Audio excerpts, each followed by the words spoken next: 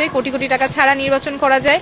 মানুষের অভূতপূর্ব সাড়া ছিল, সবাই অনেক ভালোবাসা দিয়েছেন আমাদের।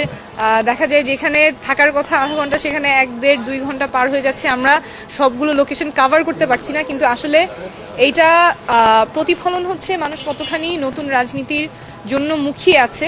আমরা একেবারেই তাদের উঠানে দোরগোড়ায় গিয়ে তাদের সাথে সরাসরি যোগাযোগের চেষ্টা করছি। একটু আগেও যেমন একজন আন্টি খুব কি বলবো খুব সুন্দর করে বলছিলেন যে আমাদের ঘর আছে দুয়ার নাই, আরেকজন আন্টি বলছিলেন আমার ছেলেটা মাদকাসক্ত। এই যে এই দৈনন্দিন সমস্যাগুলো, এখানে গ্যাস থাকে না কিন্তু বিলটা দিতে হচ্ছে।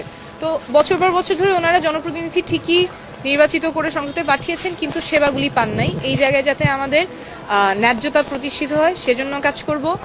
আর আমাদের তো ক্যাম্পেইনটা আপনারা জানেন, আমরা একটু ভিন্নভাবে করছি। আমরা চাই ঢাকা 9 আসন থেকেই প্রমাণ করতে কোটি কোটি টাকা ছাড়া নির্বাচন করা যায়।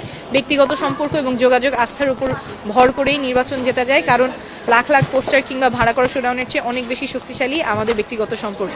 সেভাবেই সবাই এগিয়ে আসছেন, অনেকেই জানাচ্ছেন, তার ছেলে জানিয়েছেন ফুটবল মার্কায় ভোট দিতে হবে, অনেকে দূর থেকে চলে আসবেন ভোট দিতে।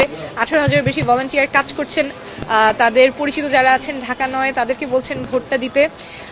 আমাদের আহ্বান থাকবে সবার প্রতি 12 তারিখ সকাল সকাল কেন্দ্রে গিয়ে গণভোটে হ্যাঁ দিতে। যারা ঢাকা 9 আছেন তাদেরকে ফুটবল মার্কায় ভোট দেওয়ার জন্য আহ্বান থাকবে।